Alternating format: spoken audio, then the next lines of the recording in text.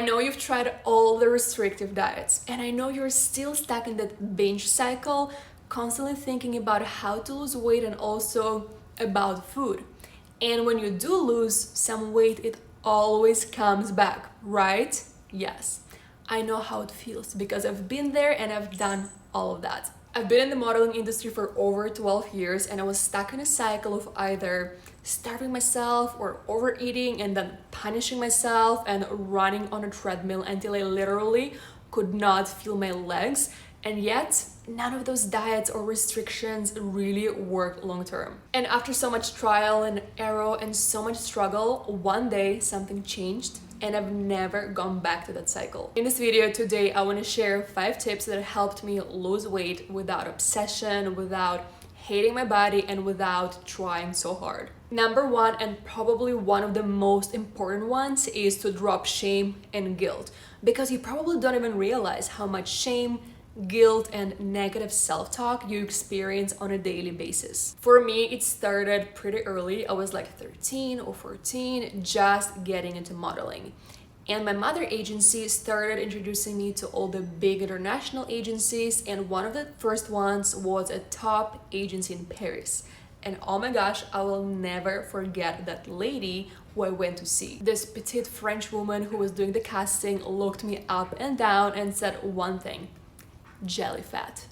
And I was like, and mind you, I was 13. She was referring to that soft, skinny fat look, and she told me straight up, if you want to go to Europe and work in Europe, you have to lose it. And you know, I was a teenager, I was skinny, but at that age, I was very active, but I was not exactly like working out at the gym, right? Like lifting weights or stuff like that. So I took it very close to heart.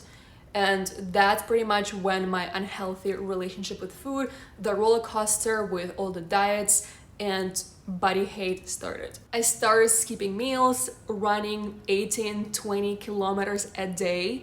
And I remember just like looking at myself in the mirror and judging myself so hard, especially if my waist felt kind of like soft here or like puffy. I would literally hate myself. I would literally feel so ugly. And because I constantly went through cycles of starvation and overeating, my weight could easily fluctuate like 5 to 10 kilos. And every time I saw myself gain weight, I would just feel so unworthy. And this went on for a while until one day, and I remembered like it was yesterday. I was at home wearing like low-rise shorts, and I was looking at myself in the mirror and I saw my waist kind of being puffy and sticking out, also because my shorts were kind of squeezing it. And I felt so much hate towards my body. And right there, for the first time ever, I heard how I was talking to myself. I realized I was punishing my body for how it looks, starving it, overworking it, and for the first time ever, I felt so much sadness because of it. Like I would never speak to a friend or someone I love the way I spoke to myself. And that was a true light bulb moment for me. And right there, I decided to never treat myself like that again.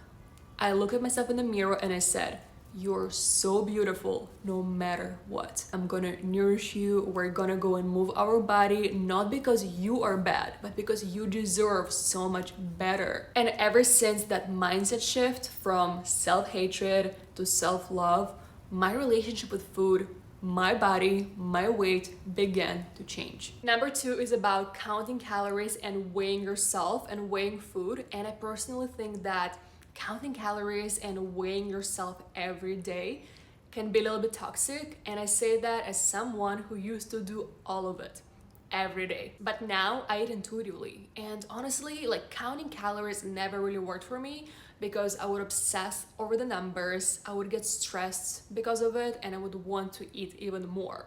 And right now, like I don't even remember the last time I weighed myself besides some medical appointments. Here's the thing, the number on the scale isn't always real. It fluctuates based on water weight, hormones, and so many things. Like even in modeling, agencies would normally measure you instead of weighing you because checking your weight is not an accurate indicator. Sometimes I still get triggered when I see people obsess over calories or like stepping on the scale every day because it feels so wrong to me now. But at the same time, I remember that it used to be me. So in the beginning, it's like a learning curve because it takes time to find out how much you need to eat to look a certain way, and also how you're gonna look in different weight. So if you are in a learning phase still, it's fine. Don't shame yourself. It's a part of the process. But at the same time, just know that it doesn't always have to be like that. Number 3, you need to eat enough fats, carbs, protein. You need all of it. One of the biggest shifts for me was to understand that not eating enough was actually keeping me stuck. And in the long run, it was making me gain more weight. Because when you constantly restrict food, especially for long periods, your body goes into survival mode and it starts slowing down your metabolism to conserve energy, and it starts holding onto fat just in case you never feed it again. Okay, and here's what's even worse. The more you restrict, the more your hunger hormones start going out of balance. And that's when you start getting intense cravings, especially for sugar and for carbs. So what happens is you try to be good and restrict again, but then you binge later. And that back and forth actually trains your body to store more fat because it doesn't trust you to feed it again. So once I started giving my body everything it needs, real food, full meals with healthy fats, slow carbs and protein, my cravings went away. I had a lot of energy again, and my weight started to come off without me like obsessing over it. So just one thing to remember, restriction will always backfire, and nourishment is actually what works. Number 4, the actual true way to lose weight is calorie deficit. I know you've heard that one before, but let's be real. At the end of the day, weight loss physically comes down to one simple principle. If you constantly eat more than your body needs, you will end up gaining more weight. And if you eat slightly less than your body needs while still nourishing it, your body starts using its fat for energy, and that's how weight comes off. So it's not about starving yourself, it's not about skipping meals, it's really about creating a gentle, sustainable calorie deficit. And the best part, you don't need to like track every bite forever. Once you learn what balanced meals look like to you, you will learn how to eat intuitively, and then your body starts guiding you. And here's what I didn't get for the longest time.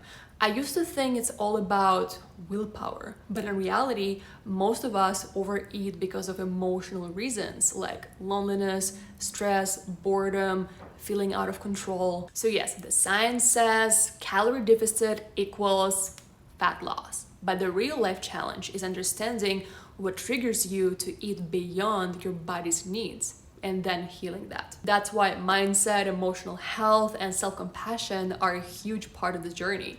And once I worked on that part, the physical part got so much easier. Number 5 is about exercise.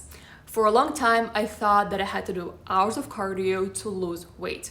But the biggest shift happened when I started doing weight training. When you build muscle, your metabolism increases, which means your body starts burning more calories, even when you're not doing anything. The more muscle you have, the easier it becomes to lose fat and keep it off. And because I started weight training about 8 years ago, I can sometimes go long periods of time without working out and I still barely gain any fat. Like, that's the power of weight training. And of course, exercise is not just about how you look. It's also great for regulating your hunger hormones, mood, and just like feeling better and good in your body in general. The key is to move your body from a place of love and not punishment. And that mindset shift changed so much for me. Ask yourself, what's your end goal? If your end goal is weight loss, you may want to reframe it, because at the end of the day, it's about caring for your body, your health, and making it your lifestyle. I hope this video helped even a little. I know this topic has so much more to discuss, but yeah, comment below if you're related to anything or if you have any questions. Also, don't forget to like, subscribe, and follow me on Instagram. See you in the next one. Bye.